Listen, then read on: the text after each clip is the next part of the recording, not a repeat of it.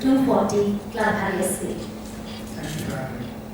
Okay, to begin with, there are a lot of questions that we have prepared for, but out of all these questions, the first thing for me is, before we start the questionnaire, tell us about your travel, your life till now, and tell us about your journey from Netherlands to India, to Jaipur and everything. Yeah, so I think it was said 2021, I started a community called the Lotus Tribe in the Netherlands, and it actually had a lot of values that you also have in India.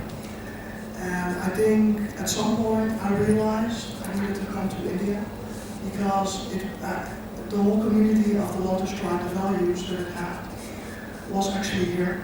So I got a certain opportunity to be in India and do something here. So I felt I needed to do that, so I came here. So lovely and intriguing, of course. Okay, how do you find Jaipur? How do you find Jaipur? Do you miss Netherlands? Do you find any connect between your city, your country, and Jaipur? Well, I'm going back to the Netherlands in about, I think, 10 days, something like that. So for some reason, if I am right before my back journey or return journey, I don't miss it anymore because I'm always going back. However, I like in Jaipur, and I think in all of India also, the culture a lot. I love the Hindu culture, and I love the temples, I love the architecture. I love the infrastructure also in Jaipur, especially in food. It has a lot of freedom in many ways. What do I miss in the Netherlands?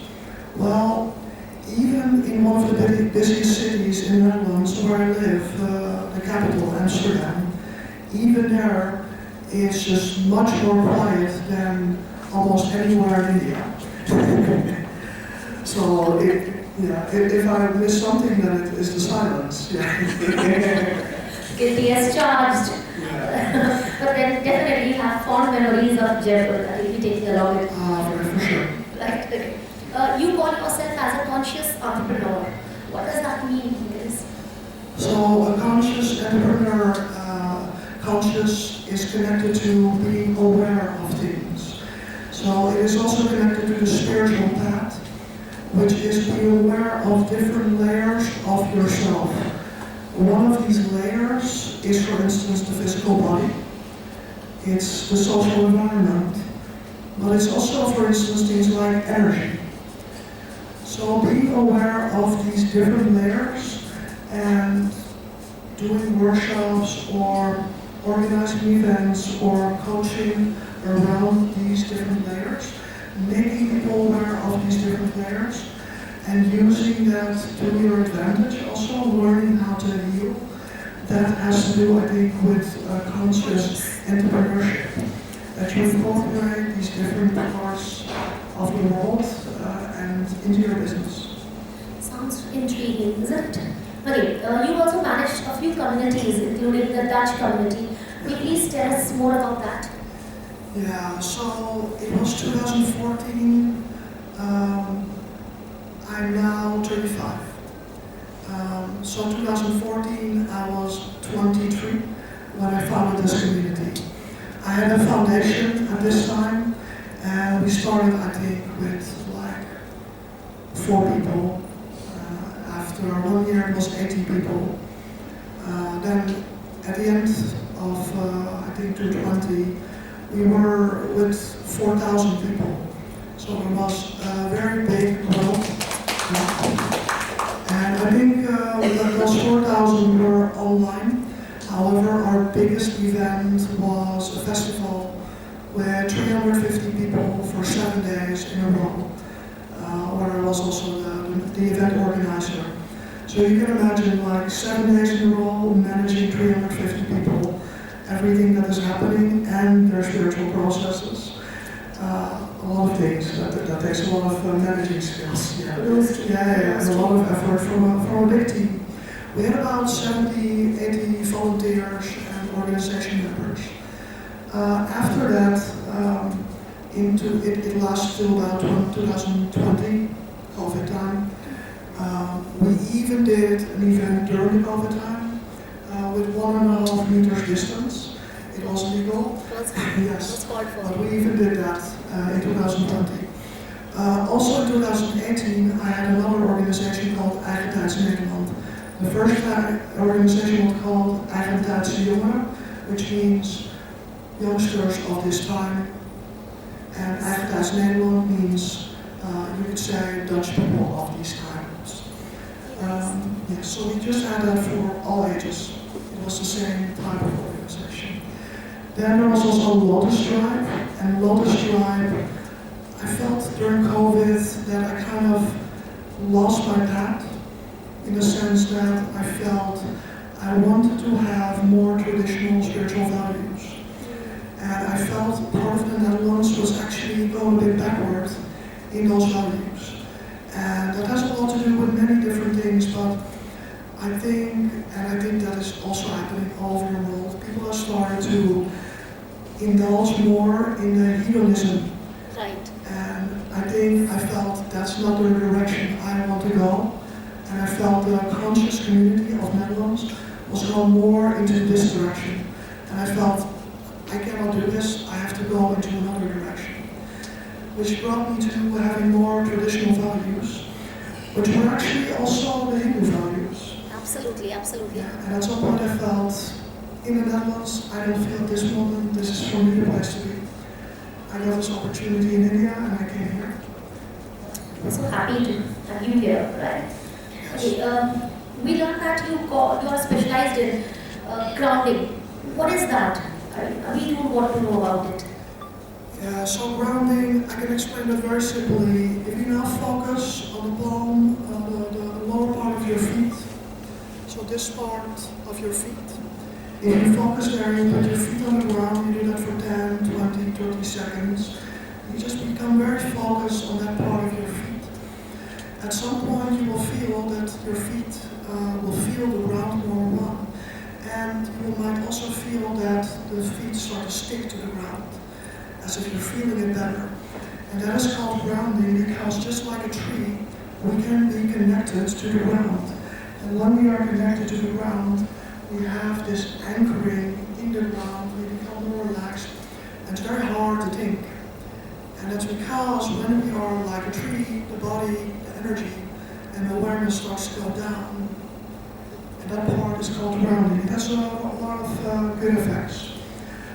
So for instance, you get energy from the ground, it is said, it makes you relax, it makes you feel stable. That is what grounding is. Yes. I can relate to it because we in India believe in walking on the grass, and we perform yoga and everything, so which is actually connected to the grounding that you mentioned about. Yes. Right? Okay, that's very nice. Okay, we also came across the terms like soul embodiment and sharing circles. Please tell us more about it, because sharing circle is something that I have also seen in a few groups. What exactly it is, could you tell us more about it? Yeah, so soul embodiment, I believe we have a soul, and the soul is split in our body and higher in different frequencies and different colors. Many know these colors as the colors of the chakras. So I believe this altogether is connected to the soul. These are different parts of a bigger being that we are, and the physical body is also part of this. So when we talk about the soul embodiment, we talk about being complete in each color, which is inside, which is also the physical body.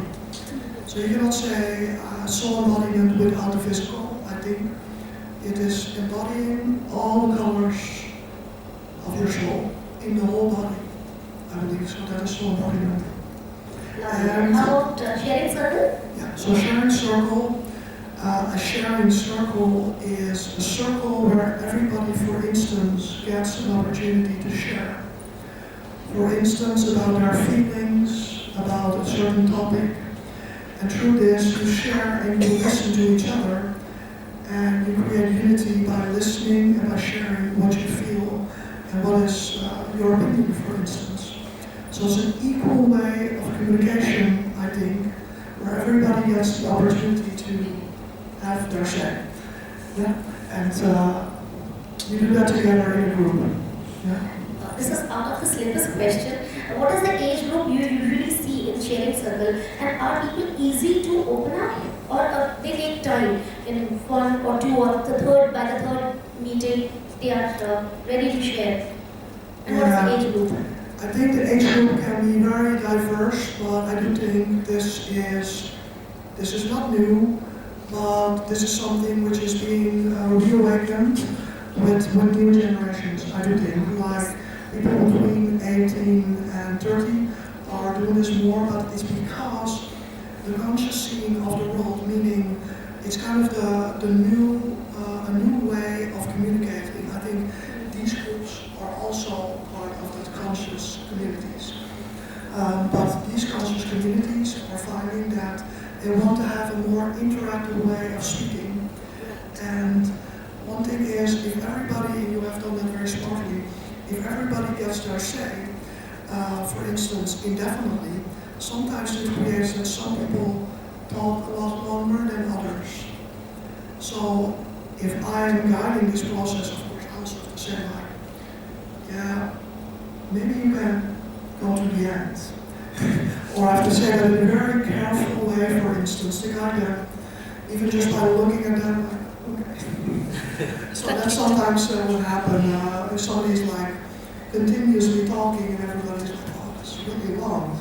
Yeah. The same on breakfast, yes. That we at times get carried away in the moment and we overshare. Of course. So you monitor you monitor this thing. Also that, people, oh yes, that's nice. Yeah, and also have to monitor if people don't say anything at all. It's like, do you also want to say something? No, for sure. You maintain balance in that way. It's about balance, yes. Absolutely. Yes. Let's tell us about the theme of today's meeting. Have you discovered the best that moves you, your rhythm of life? Yeah, so I think one of the best things for me that moves me to my rhythm, and I also believe that is everybody's rhythm, but that's a longer story to explain, is nature. If you are in nature, in silence, or with the sound of the animals, I think that's something that moves me most to my rhythm. Yeah. But I think that's something universal, and I can explain why later. I personally believe that we all are connected to nature when it comes to these echoes of silence, yes. Isn't it? Okay, let's move ahead. How one can know about the rhythm of movement, the breath, the thinking, how as a common human I can know more about this. Yeah, it's really simple. If you're moving too fast, it gives you stress.